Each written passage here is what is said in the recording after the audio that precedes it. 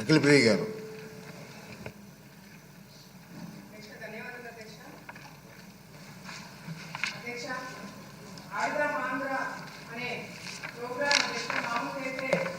క్రీడలని క్రీడాకారులను ఎంకరేజ్ చేయడానికి గ్రామ స్థాయి నుంచి రాష్ట్ర స్థాయి వరకు స్పోర్ట్స్ని ఎంకరేజ్ చేయాల్సిన కార్యక్రమం అధ్యక్ష ఇది యాక్చువల్గా. కానీ ఆడుదాం ఆంధ్ర అనే పేరుతో ఆంధ్రాతోనే ఆడుకున్నారు అధ్యక్ష. వాళ్ళు ఆడుకున్నారు అధ్యక్ష, మేము కాపాడుతున్నాం అధ్యక్ష.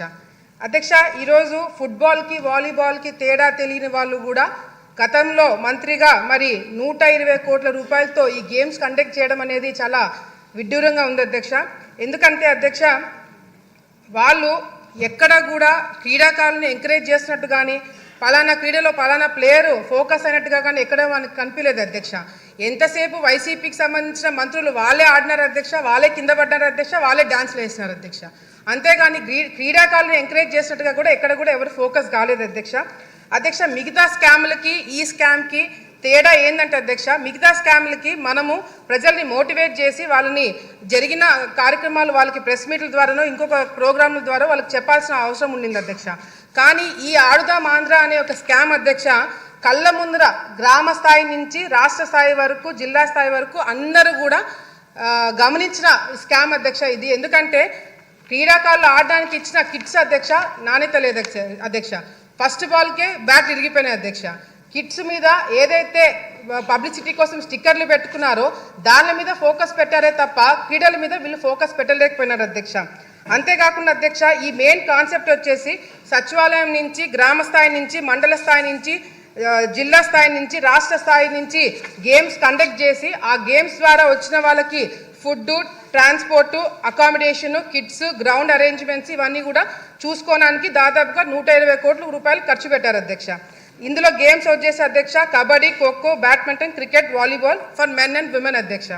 అధ్యక్ష, ఇక్కడ మిస్యూజ్మెంట్ ఆఫ్ ఫండ్స్ ఎక్కడ జరిగినాయంటే అధ్యక్ష, ఇప్పుడు మేము అడిగిన క్వశ్చన్లకు కూడా ఎక్కడైనా అవినీతి జరిగిందా దాని డీటెయిల్స్ అడిగినాం అధ్యక్ష. మంత్రి గారు కేవలం ఎక్కడెక్కడ ఖర్చు పెట్టారో దాని గురించి డీటెయిల్స్ ఇచ్చారే తప్ప ఎక్కడ అసలు అవినీతి జరిగిందా లేదా అనే క్లారిటీ కూడా మాకు ఇంకా ఇవ్వలేదు అధ్యక్ష. మిస్యూజ్మెంట్ ఆఫ్ ఫండ్స్ ఎక్కడ జరిగినాయంటే అధ్యక్ష, ఫేక్ వాలంటీర్ల ద్వారా ఫేక్ ఆధార్ కార్డులు తీసుకొని రిజిస్ట్రేషన్స్ చేయించుకోవడం జరిగింది అధ్యక్ష. కిట్స్ ఏదైతే ఉన్నాయో అవి ఫేక్ కిట్స్ అధ్యక్ష, నాణ్యత లేని కిట్స్ ఇవ్వడం జరిగింది అధ్యక్ష. పబ్లిసిటీ కోసము 35 కోట్ల రూపాయలు ఖర్చు పెట్టారు అధ్యక్ష. కేవలం ఈ స్టిక్కర్లకి అదేవిధంగా సోషల్ మీడియాకి హోర్డింగ్స్కి 35 కోట్ల రూపాయలు ఖర్చు పెట్టడం జరిగింది అధ్యక్ష.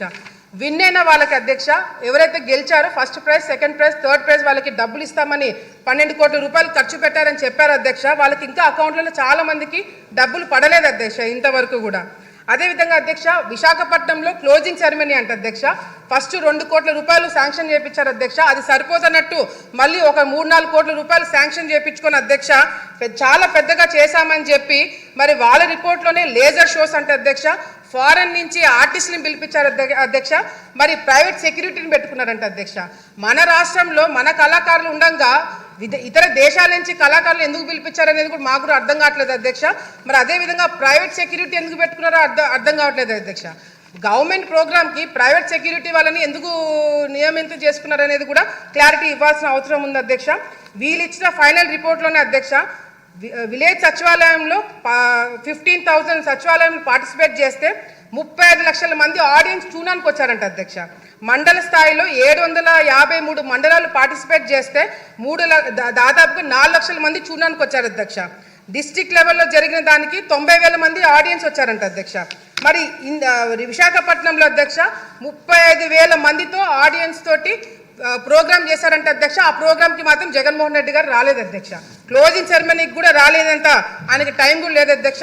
అంతేకాకుండా అధ్యక్ష, నేను శాప్ చైర్మన్ గారు మరి రవి నాయుడు గారితో మాట్లాడారు అధ్యక్ష. నేను ఆయనతోటి మాట్లాడినప్పుడు కూడా ఆయన ఒకటే ప్రశ్న అడిగినారు అధ్యక్ష.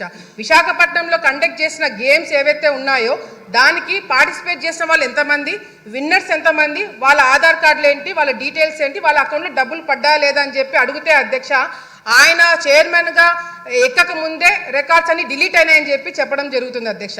ఇది చాలా చాలా దారుణం అధ్యక్ష. దీని మీద కంపల్సరీ ఎంక్వైరీ పెట్టించాలి అధ్యక్ష. ఆల్ ఇండియా స్టూడెంట్ ఫెడరేషన్ వాళ్ళు శాప్ చైర్మన్ గారికి లెటర్ రాశారు అధ్యక్ష. దీంట్లో అవినీతి జరిగింది, మీరు యాక్షన్ తీసుకోమని చెప్పి మరి రాస్తే అధ్యక్ష. అదేవిధంగా శాప్ చైర్మన్ గారు మరి చంద్రబాబు నాయుడు గారి ఆదేశాల మేరకు కూడా మరి సిఐడికి విజిలెన్స్కి కంప్లైంట్ ఇస్తే అధ్యక్ష, కంప్లైంట్ ఇచ్చిన తర్వాత సిఐడి వాళ్ళు వచ్చారంట అధ్యక్ష. సిఐడి వాళ్ళు వచ్చి కేవలం ఒకే ఒక రోజు మరి ఇన్స్పెక్షన్ చేశారంట అధ్యక్ష.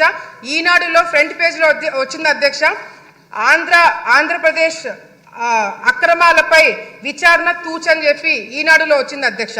ఒక్కరోజు ఇన్వెస్టిగేషన్ నిజంగా జరిగిందా, అసలు సిఐడి వాళ్ళు ఈ కేసు టేకప్ చేస్తారా లేదని కూడా మరి మంత్రి గారు క్లారిటీ ఇవ్వాలి అధ్యక్ష. మెయిన్గా అధ్యక్ష ఈరోజు ముఖ్యంగా అధ్యక్ష, ఇది 120 కోట్ల రూపాయలు స్కామ్ కాదు అధ్యక్ష. దాదాపుగా మాకు వచ్చిన ఇన్ఫర్మేషన్ మేము డెప్త్గా వెళ్ళి కనుక్కుంటే అధ్యక్ష, దాదాపుగా 400 కోట్ల రూపాయలు స్కామ్ జరిగిందనేది కూడా బయటికి వస్తుంది అధ్యక్ష, ఎంక్వైరీ పెట్టిస్తే. ఎందుకంటే కేవలము శాప్ తరపు నుంచి, స్పోర్ట్స్ అథారిటీ నుంచి కాకుండా అధ్యక్ష, డిస్ట్రిక్ట్ ఫండ్స్ కూడా దీనిలో వాడినారని చెప్పి మాకు ఇన్ఫర్మేషన్ వచ్చింది అధ్యక్ష. దీని మీద దృష్టి పెట్టాలని చెప్పి కూడా కోరుకుంటూ, మరి వైసీపీ నాయకులు బయట వాళ్ళ కొద్దీ వాళ్ళే క్లీన్ చిట్లు ఇచ్చుకుంటున్నారు అధ్యక్ష. అవినీతి జరగలేదని వాళ్ళే ప్రెస్ మీట్లు పెట్టుకొని చెప్పుకుంటున్నారు అధ్యక్ష. దీని మీద మంత్రి గారు క్లారిటీగా అవినీతి జరిగిందా లేదా, లేకపోతే ఎంక్వైరీ పెట్టిస్తున్నారా లేదా అనేది కూడా క్లారిటీగా చెప్పాలని చెప్పి కూడా కోరుకుంటున్నారు అధ్యక్ష. ధన్యవాదాలు.